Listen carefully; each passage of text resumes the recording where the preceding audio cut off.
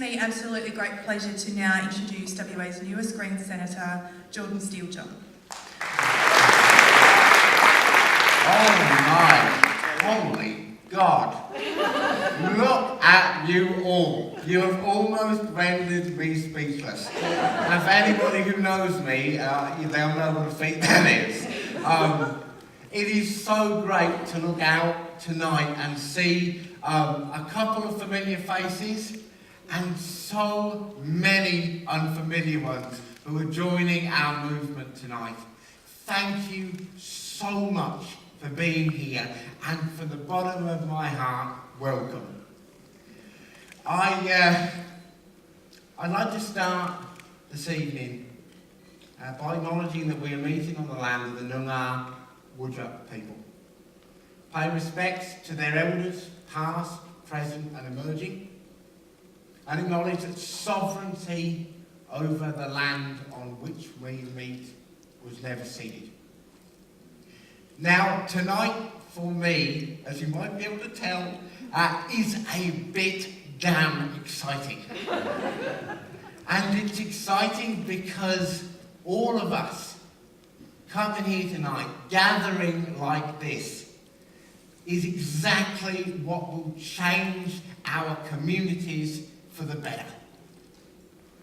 Now, if some of you haven't met me before, if you don't know me too well, I'm Jordon, and just about a year ago now, I was, shall we say, randomly, accidentally, quite bloody surprisingly, became your senator for WA. And being here tonight brings back one memory very vividly to me. It was about a couple of years ago, and I was attending a similar event as this in His Majesty's Theatre.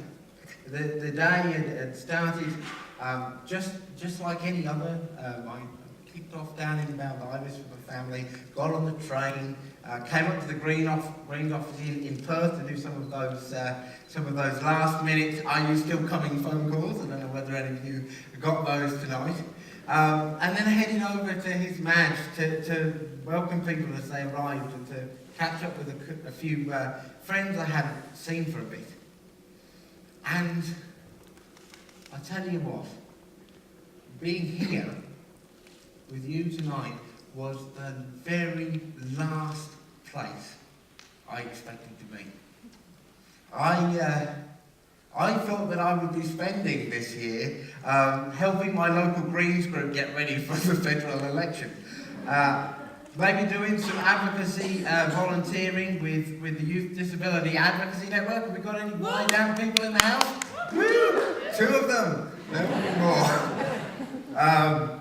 Finishing my political science uni degree and apologising profusely for the many Greens-related extensions I requested.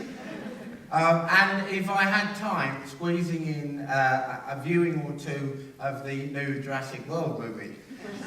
Now, I managed to do that last one, and I wouldn't recommend it. Hashtag Raptors don't ride motorbikes, folks.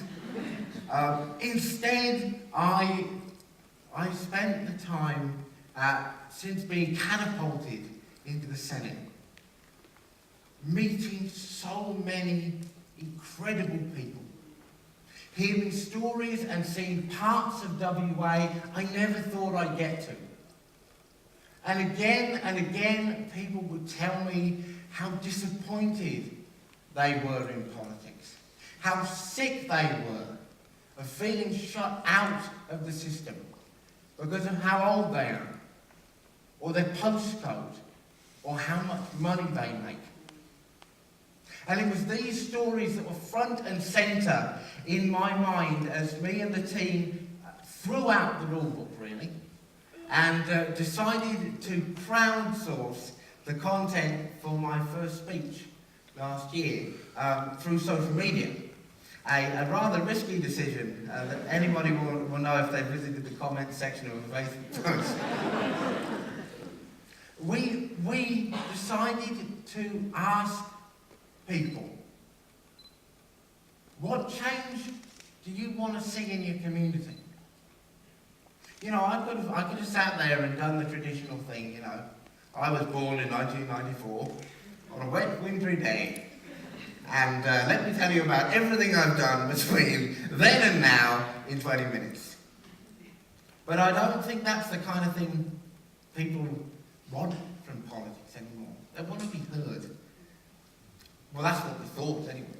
And the response was incredible. It was overwhelming. We had more comments, more stories, more videos than we knew what to do with. And it was such a joy to take those voices, to work with you all, to bring the lived experiences, the desires, the aspirations into the Senate. Now, it's been a year, as I said, and there have been the usual ups and downs. There's been the incredibly cold weather of Canberra, which I love. The dodging Pauline Hanson in the corridors, which I love significantly less. There was the realisation of marriage equality. After decades of campaigning by many, after countless conversations with friends and family members and colleagues, and bill after bill of the Greens in every state, federal, local space, being voted down, being tossed away, being brought back up and voted on again, and finally, we got there together.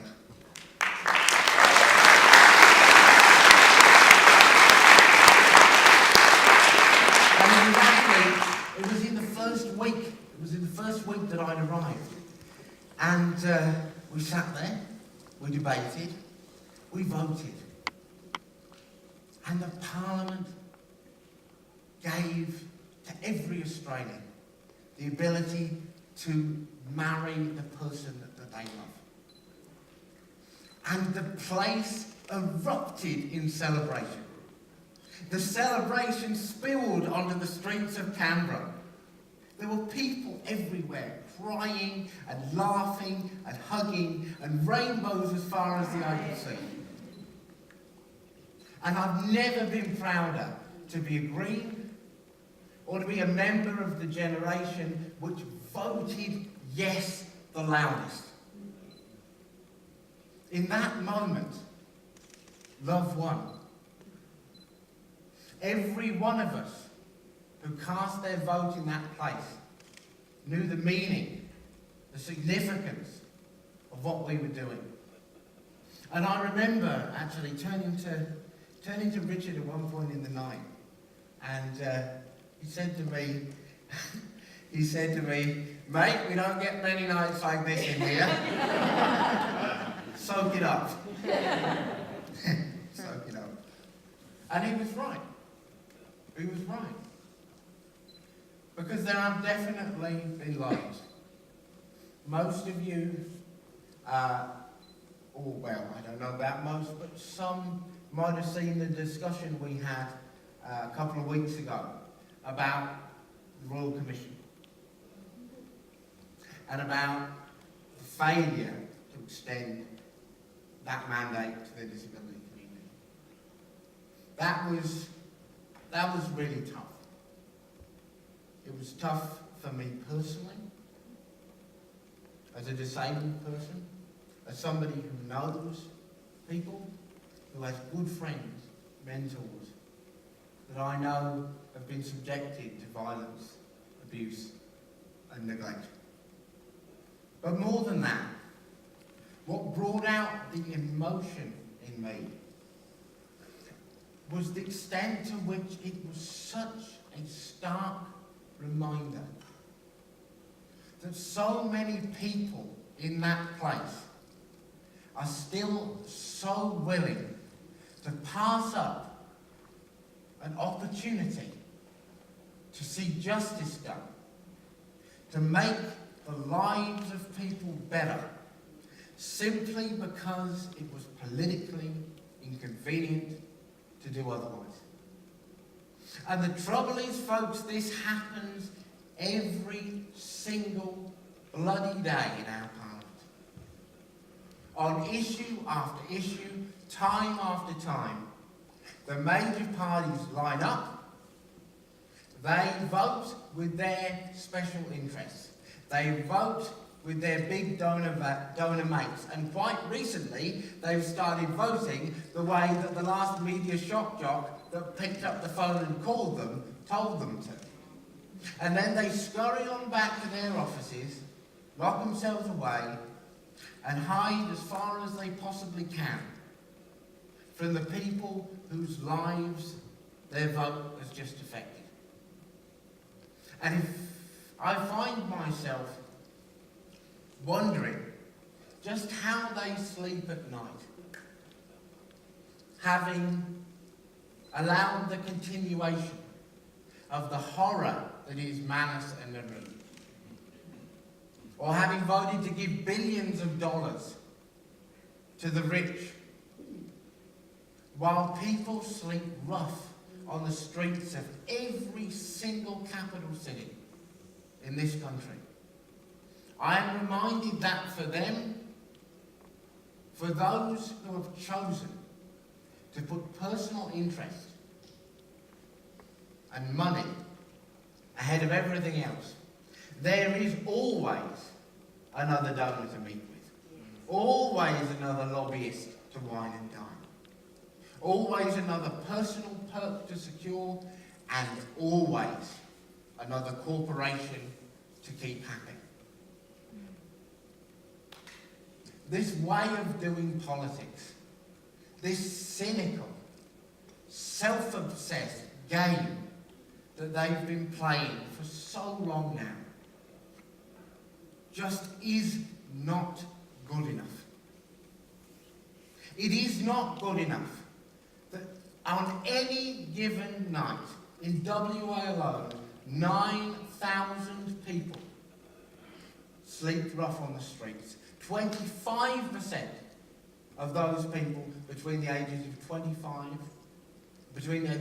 and 25.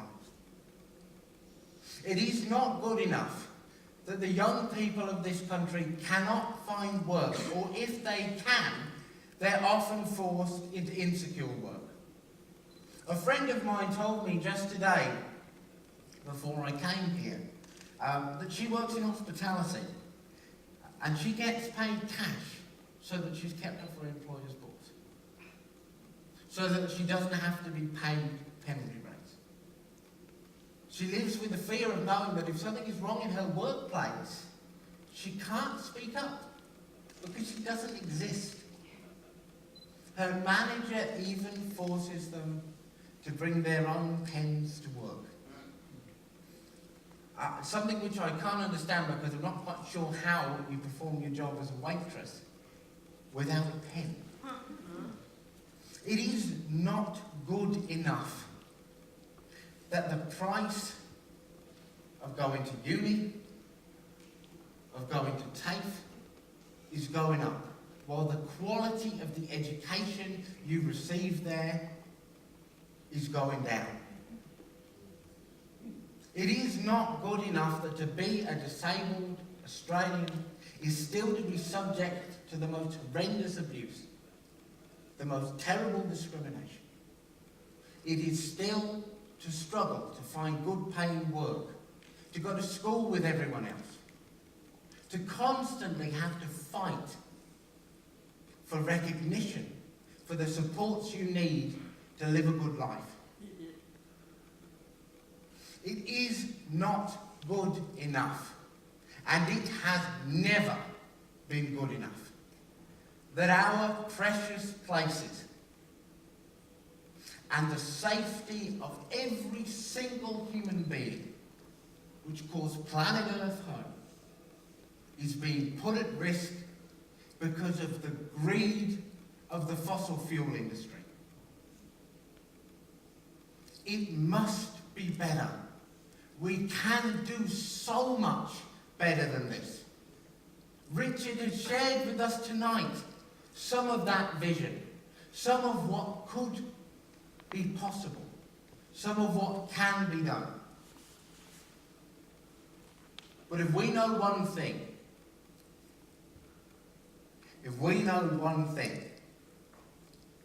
if history clearly shows us one thing, and if this room is glorious proof of one thing, it is that there are so many people who want to see things done better.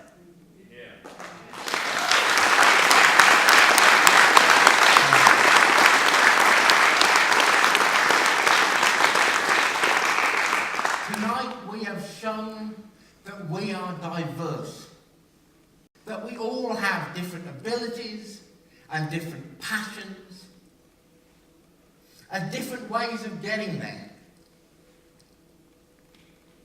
We've shown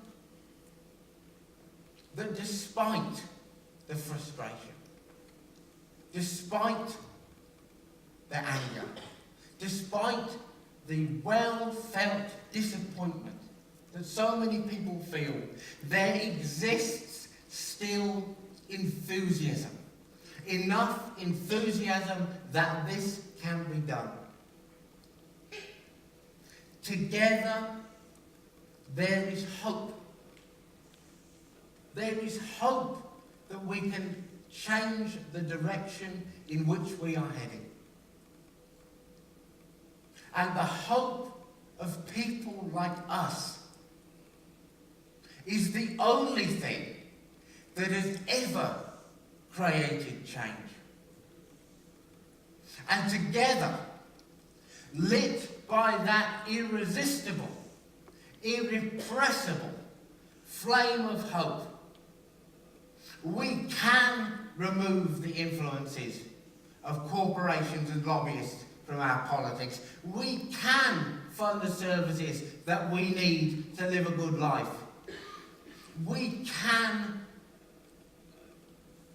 open our arms, throw them wide, and embrace the world, and welcome those who come across the sea, while travelling that journey of truth and justice and healing with our First Nations peoples.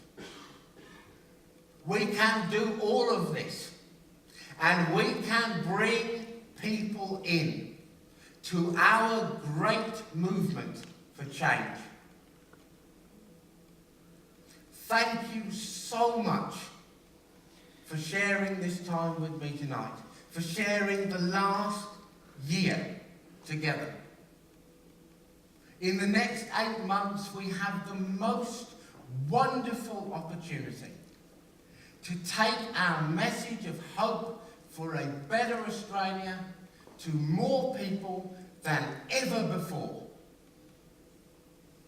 Our movement is growing. Tonight is just the beginning.